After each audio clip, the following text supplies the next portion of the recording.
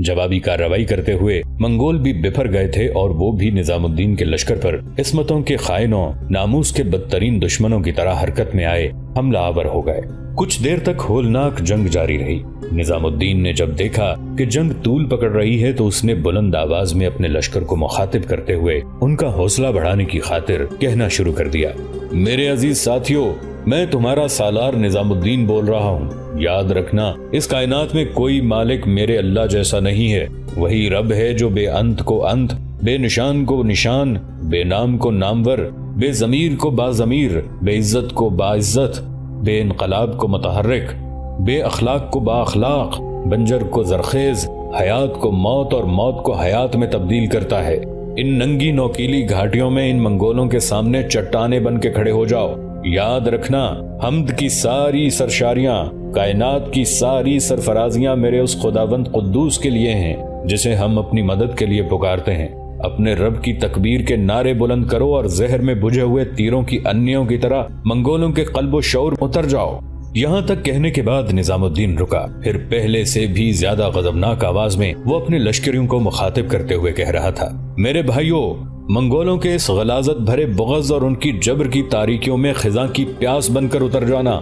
याद रखना, इनका तर्ज जिंदगी हमारे ईमान की जिद है, और ये भी याद रखना कि हमारे आमाल जामद नहीं हैं। हम मुसलमान हैं। हमारा ज़ौक़े शजाअत, हमारा शौक़े सरफराजी जिंदा है। उदासी की ऊँघती धुंध में नई रुतों के पैगंबर बनकर इन मंगोलों के लिए खाको खून भरी कहानियां लिखते जाना। मेरे फरोज़ां दरख्शां सदाकतों के अमीनों, इन मंगोलों पर जानलेवा हमले करते हुए इन पर साबित कर देना कि हमारा ताल्लुक उन सरजमीनों से है जहां तूफान पलते हैं, जहां दर्द की बेअंत रातें जागती हैं, जहां आतिशी लम्हों में ढलती लहरें वक्त को साकत कर देती हैं। मेरे भाइयों, अपने रब की तकबीर और उसके नारे बुलंद करो और इन मंगोलों की भूखी नंगी तहजीब को अपने पांव तले कुचलते जाओ। याद रखो, वो सितारे जिन्होंने हमारे आबा की जुर्रतमंदी देखी, वो हमारी बेबसी पर मुस्कुरा रहे हैं। वो आसमान जिसने हमारे आबा व अजदाद के नुक्ता उरूज को देखा, वो हमारे आज के दौर के उदास लम्हों की कहानियों पर खुद भी उदास है। यहाँ तक कहने के बाद निजामुद्दीन रुका, फिर बोला। इस बार उसकी आवाज में गुस्से की बजाय कर्ब था। वो कह रहा था, मेरे मुजाहिद साथियों, तुम ही रातों की आंखों के तारे, अपने बुजुर्गों के नूर के रोशन धारे, अपनी माँ बहनों के लिए उम्मीदों की नई रोशनी हो। अगर तुमने अपने फराइज में कोताही की तो ये सोचो कि कयामत के रोज अपने रब को क्या मुंह दिखाओगे। मेरे साथ बिफरे तंग धारों और डस लेने वाले हुरूफ की तरह अपने रब की तकबीर के नारे बुलंद करते हुए, उससे मदद मांगते हुए अपने वतन की हथेली को खून आलूद, धरती की ओक को अंधेरों में डुबोने वालों पर जागती बिफरती मौजों और कहकशाओं के तलिस्म की तरह टूट पड़ो। निजामुद्दीन के इस खिताब का ऐसा असर हुआ कि मुसलमान लश्करी बुलंद आवाजों में तकबीरें बुलंद करते हुए मंगोलों पर बरखेज खोलते हुए तूफानों, दरोबाम को शिकस्त करते जलजलों, कयामत आशना अजाबों, अनोखे खूनी अक्स दिखाते धरती का सीना रंगीन करते खौफनाक आतशीन लम्हों की तरह हमला आवर होना शुरू हो गए थे। मुजाहिदों के इन तेज, शदीद और जानलेवा हमलों के सामने अब मंगोलों की हालत बड़ी तेजी से तार तार दामनों, दास्तानों के बिखरे औराक, सिमटे सिमटे पंख बिखेरू और तल्ख हकाइक के नगर से भी अबतर होना शुरू हो गए थे। यहाँ तक कि उन्होंने पीछे हटना शुरू किया। निजामुद्दीन और आरिज़ जुज़नी जान गए कि वो शिकस्त कबूल करके भाग जाएंगे, लिहाजा उन्होंने अपने लश्कर को फैलाकर सामने के अलावा दाएं बाएं भी अपने लश्करी मुतय्यन करके उनका कत्लेआम शुरू कर दिया। ये सूरत हाल मंगोलों को मजीद खराब कर गई। चुनाचे उन्होंने भागना शुरू किया और इसी भाग दौड़ में उनकी अक्सरियत मौत के घाट उतार दी गई। मंगोलों के दोनों सालार भी जंग में मारे गए और चंद मुट्ठी भर मंगोलों को अपनी जानें बचाकर भागना नसीब हुआ। मंगोलों को बदतरीन शिकस्त का सामना करना पड़ा और जो सामान वो अपने साथ उठाए हुए थे, उस सामान पर निजामुद्दीन ने कब्जा कर लिया। निजामुद्दीन ने वहां कयाम नहीं किया, बल्कि उसने ये फैसला किया कि अपने खैमों की देखभाल कालवीन शहर में दाखिल होने के बाद की जाएगी। मंगोलों के सारे सामान को समेटकर निजामुद्दीन ने अपने लश्कर के वो जवान जो ज्यादा जख्मी हुए थे, उनकी पहले देखभाल की। इसके बाद अपने लश्कर को लेकर पलटा और कालवीन शहर में दाखिल हो गया। शहर में दाखिल होने के बाद जब जख्मियों की देखभाल शुरू की तो शहर के लोग भी उमड़ पड़े। वो न सिर्फ अपने लश्करियों के लिए खाने पीने का सामान लेके आए, बल्कि जख्मियों की देखभाल में भी बढ़ चढ़ कर हिस्सा लेने लगे।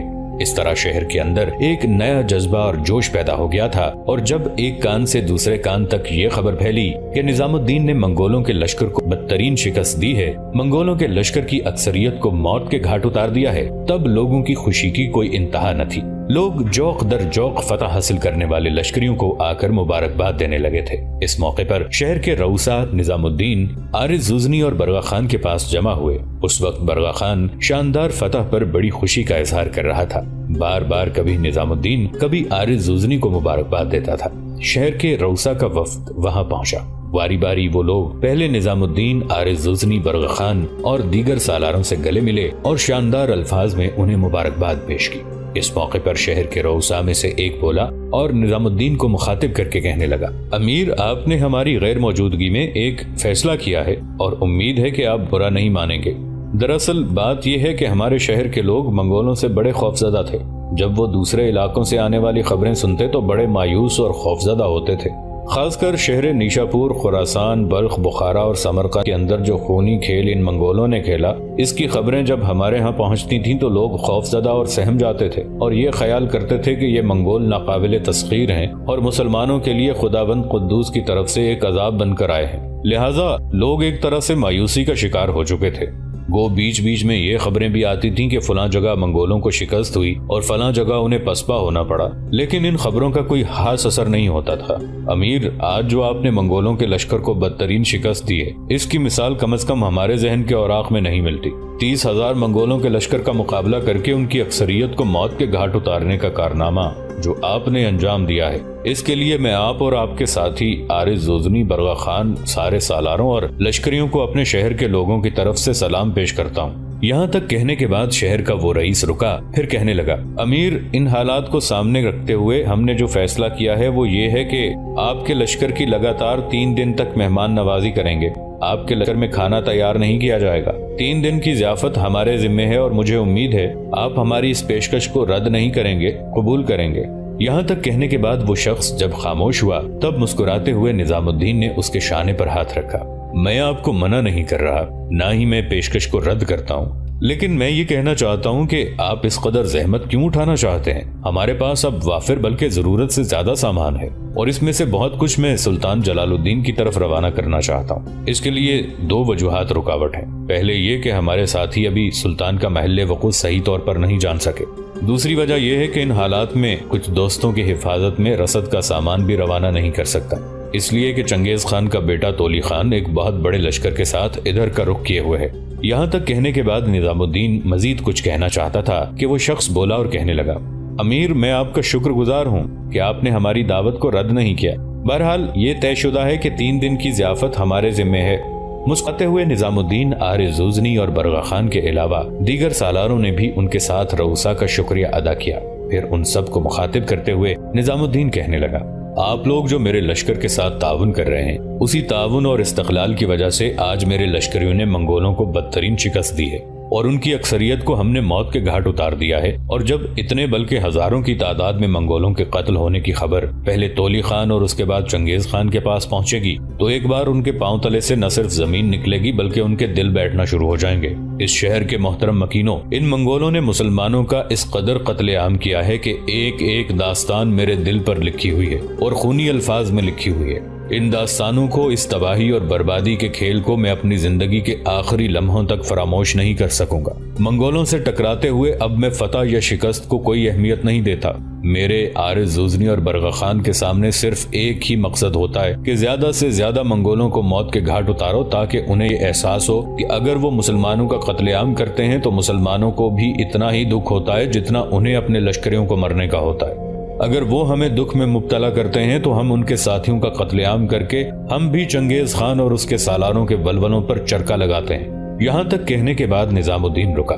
फिर वो कालवीन शहर के साबिक हाकिम को मुखातिब करके कहने लगा, मेरे अजीज भाई, अगर तुम बुरा न मानो तो मैं तुम्हारे जिम्मे एक काम लगाना चाहता हूँ। इस मौके पर शहर के साबिक हाकिम ने शिकायत भरे अंदाज में निजामुद्दीन की तरफ देखा, फिर कहने लगा, अमीर, आप किस किस्म की गुफ्तगू कर रहे हैं? मैं आपका मातहत हूँ। आपका हर कहा मेरे लिए हुक्म का दर्जा रखता है। अगर मैं इस हुक्म की तामील न करूं तो मुझ पर 100 बार लानत। आप कहें तो सही क्या कहना चाहते हैं, फिर देखिए मैं इसे कैसे पूरा करता हूं। उसकी इस गुफ्तगू से निजामुद्दीन बड़ा मुतासिर हुआ और कहने लगा, میں چاہتا ہوں کہ شہر کے اندر جس قدر بھٹیاں اور جس قدر ہتھیار بنانے کے ماہر ہیں ان کے ذمے یہ کام لگایا جائے کہ وہ جس قدر جلدی اور جتنے تیر بنا سکتے ہیں بنائیں. ہمیں ان کی سخت ضرورت پڑے گی. یہ کام چنگیز خان کے بیٹے تولی خان کے آنے سے پہلے ہمیں مکمل کرنا ہے. خواہ اس کے لیے دن اور رات کام کریں اور اس کا انہیں معقول معاوضہ دیا جائے گا. اس کے علاوہ جب تولی خان یہاں پہنچے گا تو فصیل کے اوپر ہر برج میں مٹی کی انگیٹھیوں کے اندر آگ جلتی رہنی چاہیے. تیروں کی انیوں کو اس آگ کے اندر رکھ دیا جائے گا اور جس وقت منگول حملہ آور ہونے کے لیے شہر کی فصیل کے قریب آئیں گے تو آگ میں سرخ کی ہوئی تیروں کی انیاں جب ان پر برسات کی طرح برسیں گی تو منگول چیخ چلا کر پیچھے ہٹنے پر مجبور ہو جائیں گے. اگر چند دن تک ہم نے ان کے ساتھ یہی کھیل کھیلا تو میں آپ لوگوں کو یقین دلاتا ہوں چنگیز خان کا بیٹا تولی خان کتنا ہی بہادر، جرت مند اور ظالم ہوا، کالوین شہر سے ہٹ جائے گا، اسے فتح کرنے کا ارادہ بھی ترک کر دے گا. شہر کے سابق حاکم اور سارے رؤسا نے اس سے اتفاق کیا. پھر شہر کا سابق حاکم بڑی عقیدت اور ارادت مندی میں نظام الدین کو مخاطب کر کے کہنے لگا، امیر، شہر کے لوگوں کے مشورے سے ہم نے آج ایک اور کام کرنا ہے. یہاں کے لشکر کے جہاں گھوڑے بنتے تھے، سردی سے ان کے بچاؤ کے لیے شہر کے لوگ الاؤ گرم کر دیتے تھے جو ساری رات دہکتے رہتے تھے اور گھوڑے سردی سے بچے رہتے تھے. اب شہر کے لوگوں نے یہ آج سے اہتمام کرنے کا ارادہ کیا ہے کہ آپ کے لشکر کے اندر بھی جگہ جگہ آگ کے الاؤ روشن کیے جائیں تاکہ آپ اور تھکے ہارے لشکری سردی سے بچتے ہوئے آرام کر سکے. جواب میں بڑی ممنونیت سے ان سب کی طرف دیکھتے ہوئے جب نظام الدین نے ان کا شکریہ ادا کیا تب وہ نظام الدین سے اجازت لے کر وہاں سے چلے گئے اور لشکر کی دعوت کے اہتمام میں لگ گئے. نظام الدین، عارض غزنی، برغا خان اور دوسرے چھوٹے سالار بھی وہاں سے ہٹے اور اپنے اپنے خیموں کی طرف ہو لیے. برغا خان اپنے خیمے کی طرف جانے کی بجائے سیدھا اولون کے خیمے کی طرف گیا. وہ اس وقت اپنے خیمے میں اکیلی بیٹھی ہوئی تھی. برغا خان کو دیکھتے ہی اپنی جگہ پر اٹھ کھڑی ہوئی. پھر برغا خان کو مخاطب کر کے کہنے لگی، بابا پہلے یہ بتائیں کیا امیر نظام الدین اپنے خیمے میں آ گئے ہیں؟ اگر وہ آ گئے ہیں تو میں ان کے پاس جاؤں گی. تولی کے لشکر کے خلاف اس شاندار فتح پر میں انہیں مبارکباد پیش کرنا چاہتی ہوں. ساتھ ہی مجھے ان سے ایک کام بھی ہے. برغا خان مسکرا دیا، کہنے لگا، میری بیٹی بیٹھو، میں بھی تم سے ایک انتہائی اہم موضوع پر گفتگو کرنا چاہتا ہوں. اولون بیٹھ گئی اور تشویش بھرے انداز میں برغا خان کی طرف دیکھنے لگی. برغا خان جب بیٹھ گیا تب اولون بولی اور کہنے لگی، بابا کوئی خیر کی گفتگو کرنا. کیا مجھ سے آپ کے حق میں کوئی غلطی ہو گئی ہے جو آپ باس پرس والی گفتگو مجھ سے کرنا چاہتے ہیں؟ حالانکہ مجھے یاد نہیں پڑتا کہ میں نے کبھی. اولون اپنی بات مکمل نہ کر سکی. اس سے پہلے ہی برغا خان بول اٹھا اور کہنے لگا، بیٹی میں تم سے تمہاری بہتری، تمہاری بھلائی اور تمہارے مستقبل سے متعلق گفتگو کرنا چاہتا ہوں. تم جہاں میری بیٹی ہو وہاں بہن بھی. تم جانتی ہو کہ میں بوڑھا ہو چکا ہوں. جس وقت چنگیز خان کے ساتھ میری جنگ ہوئی تھی اور میں نے اسے گرفتار کیا تھا اس وقت وہ قبیلے کا اصل سردار میرا باپ تھا، لیکن اپنی سرداری کے سارے حقوق اس نے مجھے سونپ رکھے تھے. حالانکہ میں اس وقت نابالغ تھا. میری بچی میں نے بچپن ہی کے زمانے کے گرم سر دیکھ رکھے ہیں، ان گنت لڑائیوں میں حصہ لیا. مجھے یہ بھی فخر ہے کہ میں نے اس چنگیز خان کو کئی بار شکست دی. میری بیٹی، اب جو کام میرے سر پر آن پڑا ہے وہ تیری ذات کا ہے. میں چاہتا ہوں تو اب وقت ضائع کیے بغیر نظام الدین سے شادی کر لے. اگر تو حامی بھرے تو میں ابھی جا کے نظام الدین سے اس موضوع پر بات کرتا ہوں تاکہ کالوین شہر کے اندر ہی قیام کے دوران تم دونوں کی شادی کا اہتمام کر دیا جائے. برغا خان کی یہ گفتگو سن کر اولون پریشان اور فکر مندی کا شکار ہو گئی تھی. اس کی یہ حالت دیکھتے ہوئے برغا خان دوبارہ غور سے اس کی طرف دیکھتے ہوئے کہنے لگا، بیٹی کیا ہوا؟ میں دیکھتا ہوں تم پریشان سی ہو گئی ہو. دیکھو یہ تو طے ہے کہ تم دونوں ایک دوسرے کو پسند کرتے ہو اور یہ بھی طے ہے کہ تم دونوں نے شادی بھی ایک دوسرے سے کرنی ہے. جب کرنی ہی ہے تو پھر کل کیوں، آج کیوں نہیں؟ برغا خان کی اس گفتگو پر ہلکا سا تبسم اولون کے چہرے پر نمودار ہوا. پھر کہنے لگی، بابا شادی کے سلسلے میں اپنے پچھلے پڑاؤ کی کوہستانی سلسلے کی چوٹی پر میری امیر کے ساتھ تفصیل کے ساتھ گفتگو ہوئی تھی. میں خود چاہتی تھی کہ امیر سے میری شادی ہو جائے، میں ان کے خیمے میں منتقل ہو جاؤں، ان کے سارے کام کروں. لیکن اس وقت امیر نے ایک بات کہی تھی جو میرے دل میں بیٹھ گئی تھی. امیر نے کہا تھا کہ اگر ہم دونوں شادی کر لیتے ہیں تو ہمارے بچے بھی ہوں گے، جبکہ ہمارا کوئی مستقبل ٹھکانا نہیں جہاں ہم قیام کر سکیں. امیر کا کہنا تھا کہ کیا میں گھوڑے کی پیٹھ پر سوار ہو کر بچوں کو اپنی کمر پر باندھے سرگرداں پھرتی رہوں گی. دوسری بات یہ بھی ہے بابا کہ میں امیر کو کسی حالت میں تنہا نہیں چھوڑنا چاہتی. ابھی جو لشکر لے کر وہ تولی خان کے ہراول کا مقابلہ کرنے کے لیے نکلے تھے تو اس میں بھی میں نے شامل ہونے کے لیے کہا تھا، لیکن انہوں نے مجھے بڑے پیار اور بڑی شفقت کے ساتھ ٹال دیا تھا.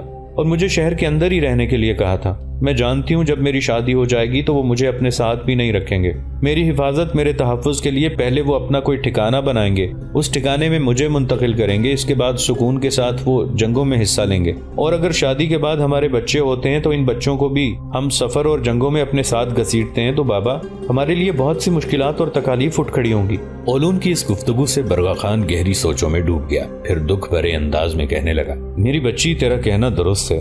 निजामुद्दीन ने अगर ये फैसला किया है तो मैं समझता हूँ ये फैसला दुरुस्त है। लिहाजा तुम्हारी गुफ्तगू सुनने के बाद अब मैं निजामुद्दीन से इस मौजू पर गुफ्तगू नहीं करूंगा। इसके साथ ही बरगा खान उठ खड़ा हुआ और ओलून की तरफ देखते हुए कहने लगा, ओलून, मैं अपने खेमे की तरफ जाता हूँ, अपना ये जंगी लिबास तब्दील करता हूँ। इतनी देर तक तुम निजामुद्दीन की तरफ जाओ, थोड़ी देर तक मैं भी निजामुद्दीन के पास आता हूँ। बरगा जब चला गया तब ओलून अपने खेमे से निकली, निजामुद्दीन के खेमे के दरवाजे पर गई तो उसने देखा निजामुद्दीन लिबास तब्दील करने के बाद बिस्तर पर लेटा हुआ था। खेमे की छत के बांस को बड़ी उदासी, बड़ी फिक्रमंदी से देखे जा रहा था। ओलून जब खंगारते हुए खेमे में दाखिल हुई तब निजामुद्दीन उठकर बैठ गया। ओलून जब उसके सामने जाकर बैठी तो उसकी तरफ देखते हुए इंतहा दर्जे की फिक्रमंद हो गई थी, इसलिए कि उसने देखा निजामुद्दीन की आंखों में हल्के हल्के आंसुओं के कतरे तैर रहे थे, जिन्हें जल्दी जल्दी उसने अपने सर पर बांधे हुए इमामे के पल्लू से पोंछ लिया। उसकी इस हरकत पर ओलून कट कर रह गई थी। कुछ देर उसकी तरफ देखती रही, फिर हल्की हल्की रोती आवाज में उसने निजामुद्दीन को मुखातिब किया, आपकी आंखों में ये आंसू क्यों? क्या आपको किसी की तरफ से दुख या अजियत पहुंची है? लगता था निजामुद्दीन का दिल ओलून के इस गुफ्तगू से भर आया था, और जब उसने नफी में गर्दन हिलाई तो उसकी आंखों से कई आंसू उसके दामन पर गिर गए, और ये सूरत हाल यकीनन ओलून के लिए नाकाबिले बर्दाश्त थी। बड़ी चाहत से अपने सर पर बांधे हुए रूमाल से उसने निजामुद्दीन की आंखें खुश्क की, फिर सिसकती हुई आवाज में उसे मुखातिब करके कहने लगी, क्या हुआ? किस वजह से आपकी ये हालत हुई? इस पर निजामुद्दीन सिसक पड़ा, कहने लगा, बस यहाँ लेटे लेटे अचानक मुझे अपनी माँ, अपनी नानी की याद आ गई थी। मामू और मामूजाद की तस्वीरें मेरी निगाहों के सामने परछाइयों की तरह घूमने लगी थी। बस माँ और नानी की याद ने मुझे उदास और अफसरदा कर दिया। निजामुद्दीन की इस हालत पर ओलून भी सिसक पड़ी थी, यहाँ तक कि उसकी तसल्ली की खातिर निजामुद्दीन बोल उठा था, निशापुर में जहाँ मंगोलों के हाथों अनगिनत लोग जर्द परतों कहानियों, मुकद्दर की तिश्नाकामी, अजियतों और मौत के झोंकों की यलगार का शिकार हो गए थे, वहाँ मेरी नानी, माँ, मामू और उसका बेटा भी नरगाए बातिल में मौत की गर्दिश का शिकार होगा। यहाँ तक कहने के बाद निजामुद्दीन रुका, फिर लरसती कांपती आवाज में कह रहा था, हाँ, कभी कभी माजी के खंडरात में मुझे अपनी माँ और नानी के सरापा इल्तिजा चेहरे दिखाई देते हैं। खामोश वीरानियों में उनकी दबी दबी सताएं महसूस होती हैं। माँ बड़ा मोहतरम, बड़ा पुरवकार रिश्ता होता है। माँ अपनी औलाद के लिए एहसास के लफ्जों में समो देती है। माँ अपनी औलाद के लिए एहसास को लफ्जों में समो देती है। समंदर को कतरे में डुबो कर रख सकती है। अंधेरी रातों के सितारों से माँ की ममता ज्यादा रोशन होती है। मेरी माँ भी मेरे लिए नगमों के बरसते सावन जैसी मोहब्बत करने वाली, सारे दुख समेट लेने वाली थी। ओलून जो सिसक रही थी उसने अपने आप को संभाला, अपनी आंखें खुश्क की, फिर कहने लगी, ये चंगेज खान खैर के कहत में जनून खेजी का नुमाइंदा और शर की रीत रिवाजों का मंबा है। ओलून को खामोश हो जाना पड़ा, इसलिए कि निजामुद्दीन फिर बोल उठा, मुझे सिर्फ अपनी माँ, नानी और दूसरे अजीजों अकारिब के मरने का दुख नहीं, इसके अलावा भी बहुत से दुख, बहुत से सदमे मेरे दिल की करतास पे लिखे हुए हैं। समरकंद, बुखारा, बल्ख, ख्वारज़म और दूसरे शहरों की नौहा करती मस्जिदें, रोती दरसगाहें, खून आलूद दरीचे, लहू रंग नहाए इर्तका के दायरे और शहरों के अंदर लिखी जाने वाली दास्तानें मेरे दिल पर रकम है। और अक्सर व बेशतर वो मुझसे बाज़पुर्स करती हैं कि मुसलमान कहाँ सोए पड़े हैं, क्या कोई भी उनका मुहाफिज, कोई भी उनका रखवाला नहीं है? क्या कौम की हिफाजत करने वाले सब बेहमियती की गहरी नींद सो चुके हैं? यहाँ तक कहने के बाद निजामुद्दीन की आवाज डूब गई। ओलून भी आंसू बहाती हुई उसकी तरफ देख रही थी। यहाँ तक कि निजामुद्दीन फिर बोल उठा, ये सब कुछ हमारे सुल्तान अलाउद्दीन ख्वारज़म शाह की वजह से हुआ।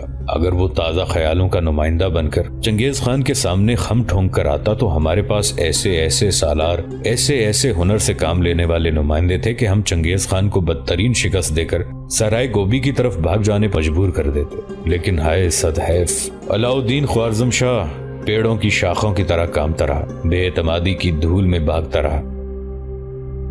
दोस्तों, आज के लिए इतना ही। इसी कहानी की अगली किस्त के साथ बहुत जल्द हाजिर होंगे।